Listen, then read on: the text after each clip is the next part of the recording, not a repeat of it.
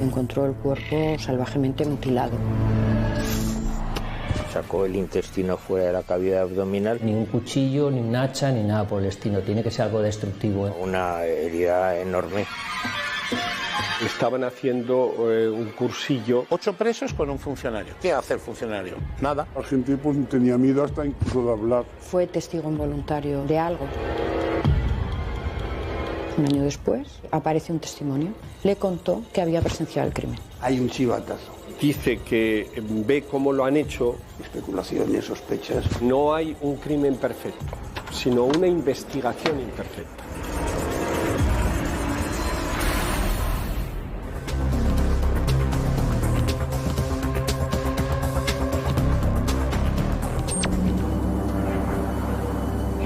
Sucedió en un lugar apartado, sin testigos. Como una persona muy amable y entregada a su profesión. La víctima, un guarda forestal que amaba a los animales. Me acuerdo de un detalle, que estaban criando un águila. Ese día los presos de la cárcel de Huesca estaban en la zona limpiando el monte. Tenía una trayectoria ascendente. La muerte es casi inmediata. ¿Pero tú crees que si van llenos de sangre, el funcionario no lo ve? Una persona es inocente hasta que se puede demostrar lo contrario. Hoy les mostramos contenido inédito que ha salido a la luz 30 años después. He recibido recientemente una carta. Pero, ¿quién mató a Pascual Garrido y con qué arma?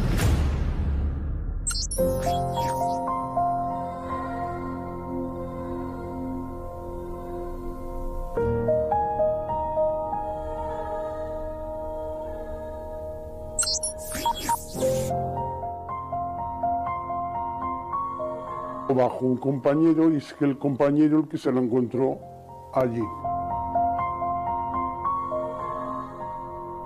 Y encontró el cuerpo salvajemente mutilado. Está caído hacia adelante y que alrededor de él pues hay sangre. Incluso creo recordar que en el techo del sitio donde habían ocurrido los hechos pues había también restos de tejido y sangre. Tenía una trayectoria ascendente, visceró, es decir, sacó el intestino fuera de la cavidad abdominal. Eso no lo hace ni un cuchillo, ni un hacha, ni nada por el estilo. Tiene que ser algo destructivo.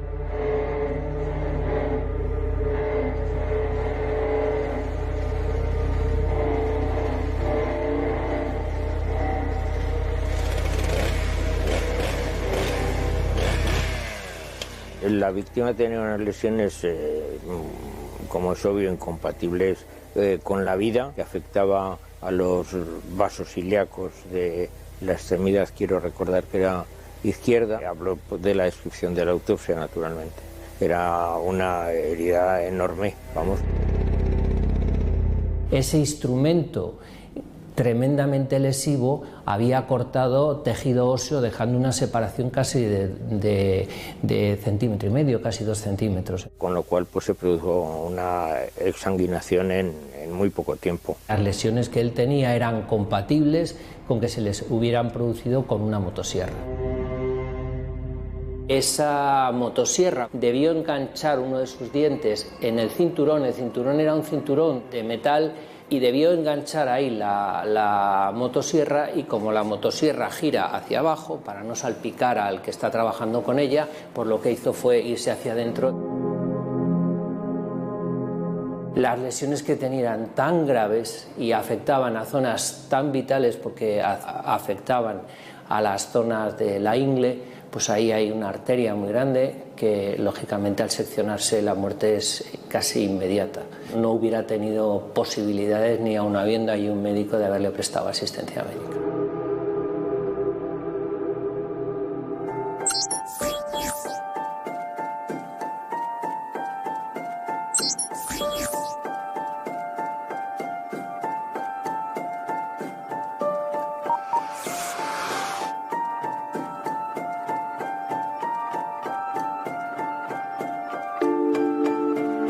Era un hombre que las personas que lo conocían describen como una persona muy amable y entregada a su profesión. Me acuerdo de un detalle, que estaban criando un águila entre él y otro guarda forestal que había. Y le gustaban mucho los animales y en una caseta donde se cambiaban ellos tenía un halcón que lo estaba curando y subía a curarlo.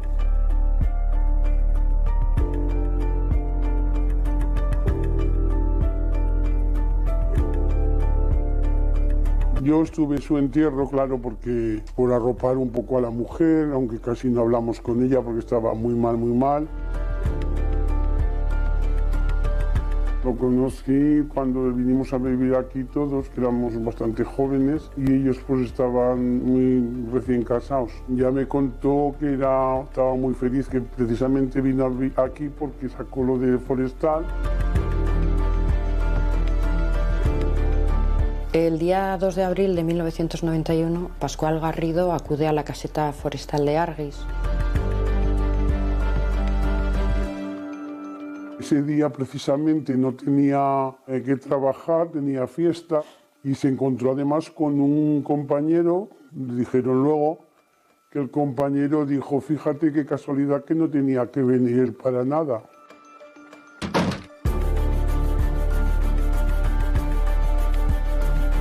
Y fue y le pasó lo que le pasó. La gente pues tenía miedo hasta incluso de hablar.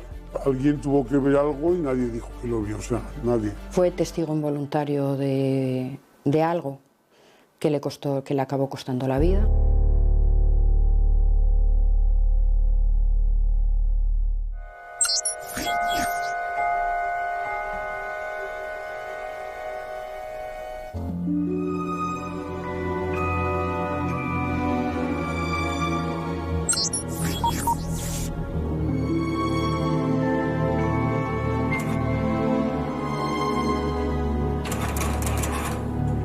Sí, los presos estaban allí porque estaban haciendo un cursillo de prevención de incendios. Labores forestales y que determinados presos, por las circunstancias que fueren, acudían allí acompañados de un monitor. Era el inicio de un proyecto muy hermoso para la inserción de los presos. Los presos estaban muy ilusionados, todos. Entonces era una puesta en libertad durante un tiempo. Tenían un protocolo de actuación donde había siempre una persona dirigiendo esos trabajos. Iban varios días y aquel día les tocaba ir. Se les estudia para ver cómo se comportan durante esa situación y entonces se les da oportunidades para preparar su vida en libertad. Había gente robo con fuerza, pero que no eran asesinos. Celebraban o pretendían celebrar el cumpleaños de uno de los participantes. Que se habían puesto en contacto con familiares. Se veía ahí con la familia, sabía la familia lo que iba a hacer y acudían allí. Parece ser que se movían con absoluta libertad. Cogían drogas, veían a familiares, ellos tenían esa posibilidad. El monitor lo que declaró pues, fue que se estaba tomando una consumición en un bar que hay, como dice la sentencia, pues deambularon con el control que dice el hecho probado de la sentencia. No lo voy a analizar.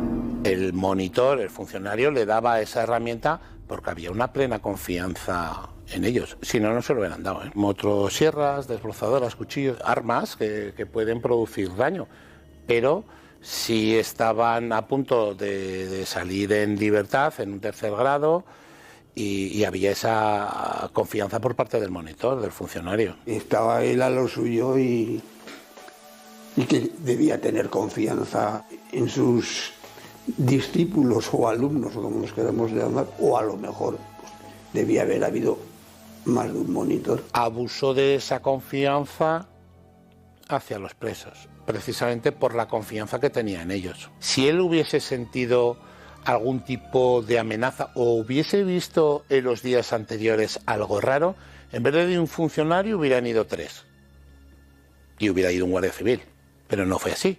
8 presos con un funcionario. ¿Qué hace el funcionario? Nada, simplemente está.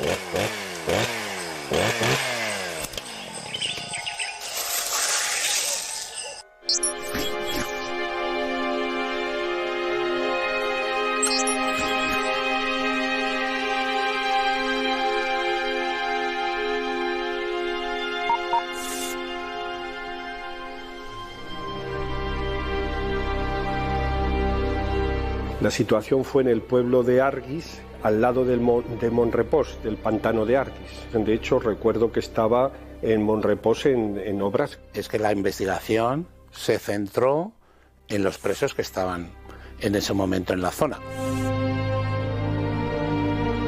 Se pensó en que no había otras personas que podían intervenir en los hechos más que este grupo de presos. A esos 8 presos se le imputan 2 personas más, uno creo que es hermano y el otro, vamos a decirle así, el socio, que eran un poco los que llevaban la droga a los familiares. Es que se habló de muchas cosas, pero que son muy delicadas de comentar, claro.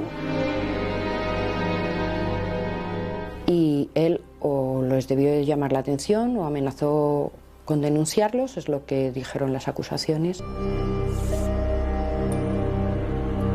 El arma en concreto no estaba a disposición del tribunal, no apareció a lo largo de la instrucción ni en el acto del juicio oral.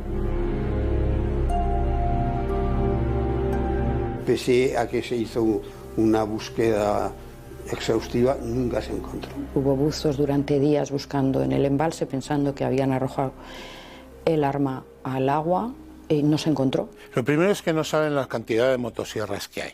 Hay unos que dicen 4 y otros 5. El dato ese se desconoce. Si son 4 motosierras o son 5. Pudo ocurrir que la tiraran al pantano, se hubiera podido encontrar allí, o que alguien la hiciera desaparecer del lugar. ¿Quién? Los procesados o... Claro, habría que... ¿Esa motosierra de quién era?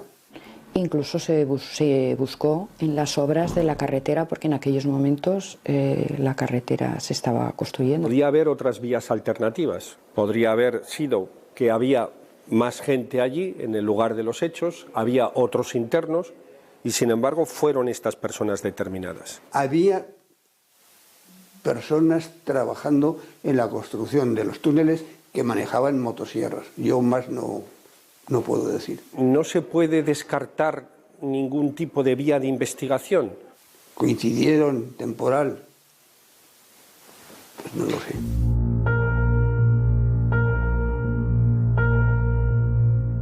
El móvil que se barajó por parte de las acusaciones es que había un trasfondo de tráfico de drogas. Tráfico de drogas. El guarda forestal había observado o fue testigo de alguna situación relacionada con el tráfico de drogas y que iba a dar parte a los responsables de la prisión.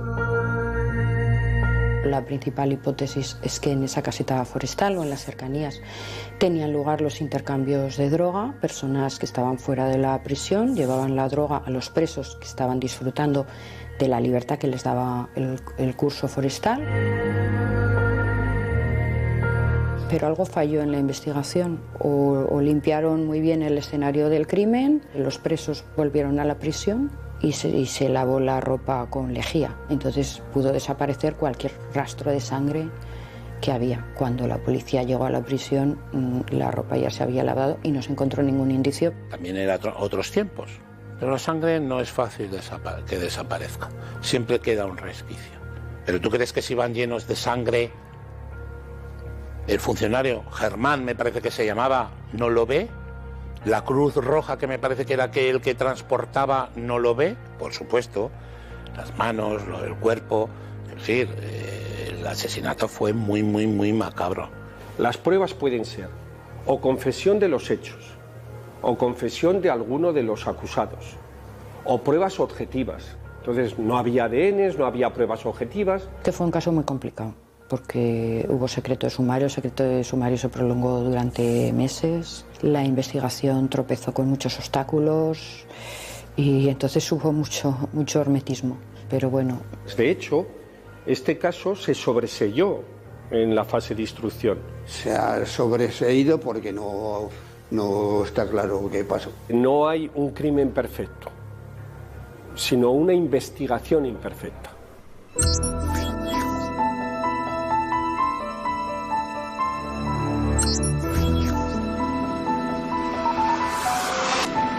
Un año después aparece un testimonio que dice que su compañero de celda, que era uno de los presos que habían estado en Arguis, le contó que había presenciado el crimen. Hay un chivatazo. Parece ser que hay uno que dice, pues yo de eso sé mucho. Cuando ocurre ese chivatazo, a esa persona al chivato ya se le da el nombre en prisión de perra. Y entonces claro, alguien lo oye, da el soplo y se reabre.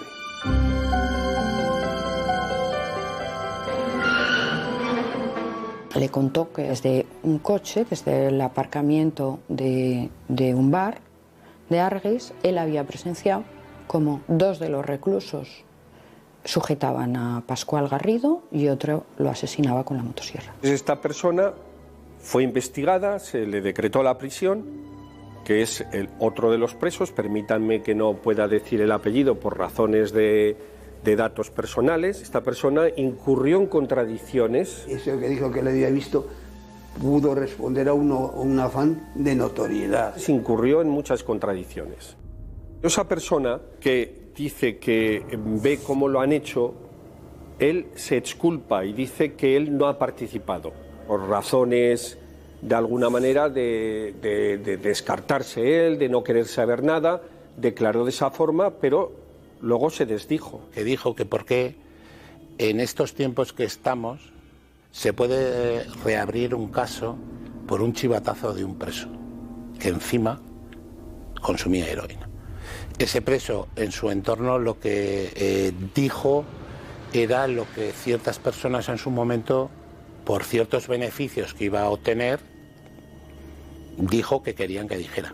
Entonces fue una mala investigación. Hoy en día ese caso hubiera salido.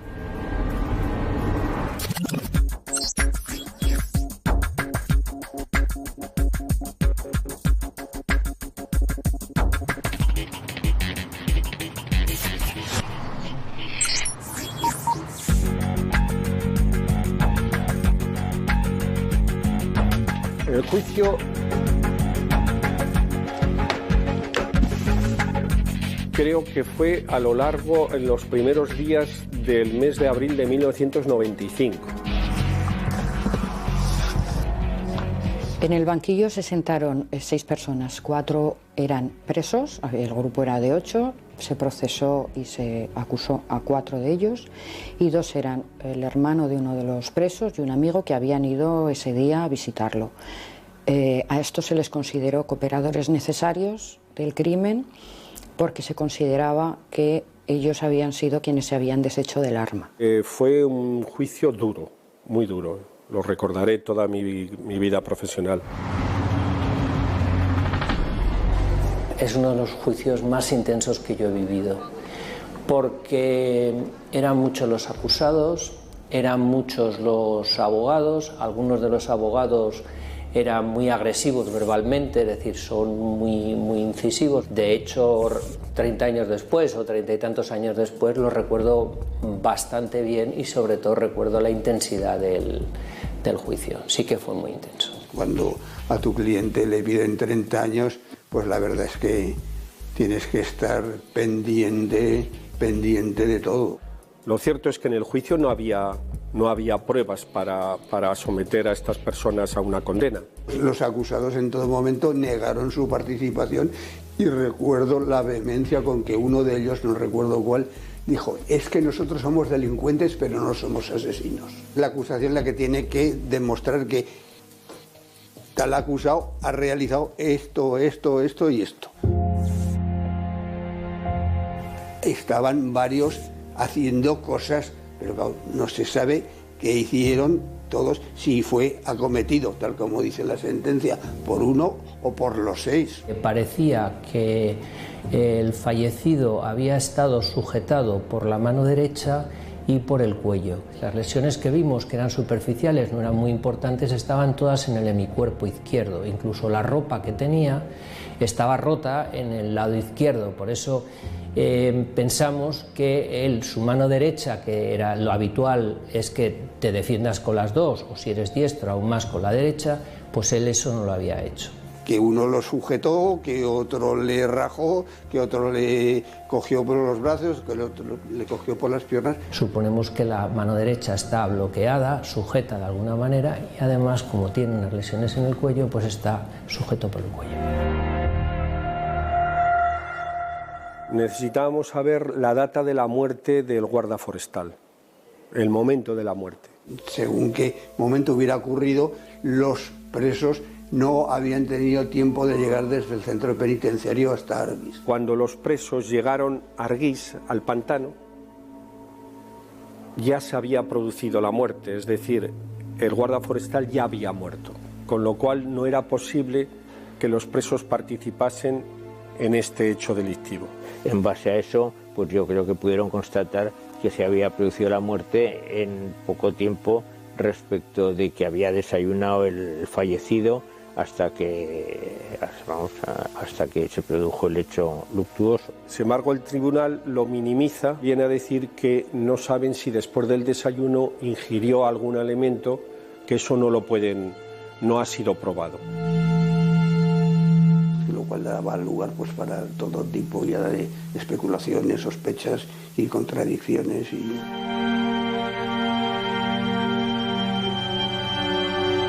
Había varias claves, una de ellas la de la caseta. A mí me lo preguntan y digo que es imposible. La caseta también, tenga en cuenta que como teóricamente tenían que estar vigilados por un monitor y se sabía cuál era el circuito de trabajo, nosotros necesitábamos saber en qué sitio se había producido. Y ahí hubo contradicciones porque efectivamente se vio sangre en la caseta y creo que los médicos forenses dijeron que fue dentro de la caseta y sin embargo había otras tesis. Porque una cosa es dónde lo encontraron y otra cosa es que el recinto era lo suficientemente amplio porque había una caseta y luego pues había unos espacios abiertos. Me preguntan si una herida de esas dimensiones, si se hubiera producido en un recinto cerrado como una caseta muy pequeña, si hubiera producido signos evidentes de y si por qué se produce una hemorragia cataclísmica. Y el lunes termina el juicio con los informes, la última palabra que se concede a los acusados.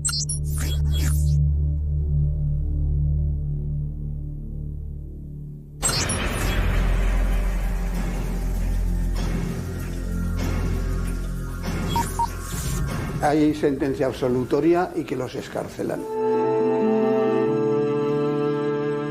En el fallo determinan que el preso que dijo haber presenciado como dos lo sujetaban y otro lo mató, desde el lugar donde dijo que lo había visto, no lo podía haber visto. No nos han permitido llegar en conciencia, las pruebas que nos han aportado las acusaciones, a un estado de certeza moral sobre la efectiva participación de los acusados en los hechos incriminados. No tenían el convencimiento de que pudieran haber sido los hechos tal como se relataban por las acusaciones. Que la sombra de la duda, tras intensas deliberaciones, no ha dejado de planear sobre el ánimo de la sala. Fueron absueltos tanto por el asesinato como por el tráfico, porque finalmente no se pudo demostrar que allí se estaba traficando con drogas. Fue la principal hipótesis, pero bueno, toda la investigación cayó como un castillo de naipes y al final... No podemos afirmar en conciencia, sin lugar a dudas racionales, que los acusados o alguno de ellos fueran quienes provocaron la trágica muerte con la que se iniciaron estas diligencias.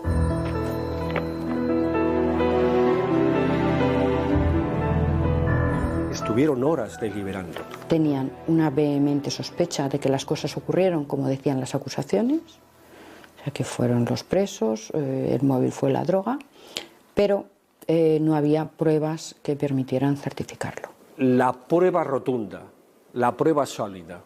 Sin pruebas sólidas no se puede condenar. No tienes certeza, hay que absolver.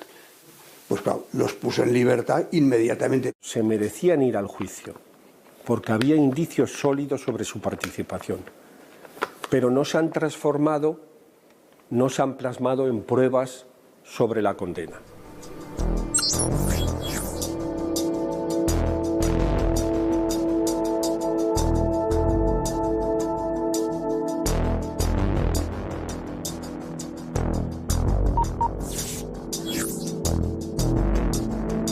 He recibido recientemente una carta contándome un poco lo que se decía en prisión. La carta es de un preso En su momento estuvo en Huesca y que sigue preso.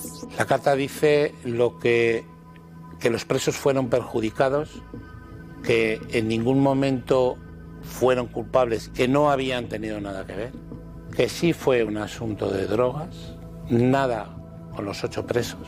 Todo apuntaba, según los presos, a gente muy cercana a él. Y por dinero. Y se les fue de la mano. Pero al lado estaban los presos. Quiero decir...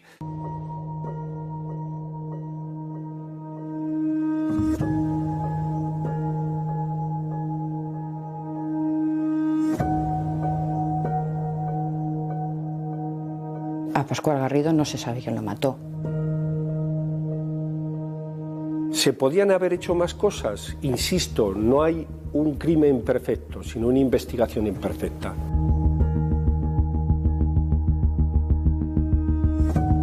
Cuando se tienen un poco más indicios, pero que no se encuentran hechos que van más allá de una duda razonable, pues no se puede condenar a una persona.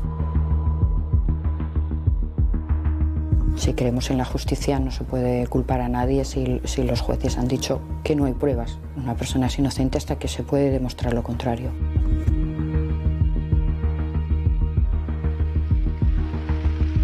Hay que ser muy serios en este sentido. Si hay una sentencia absolutoria, hay que respetarla la consecuencia.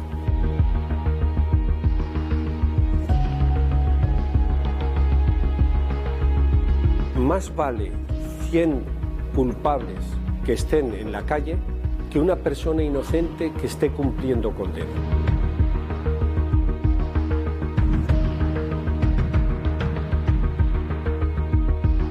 Quizá con los medios que hay ahora hubiera sido diferente a la hora de encontrar, no sé si restos de sangre o...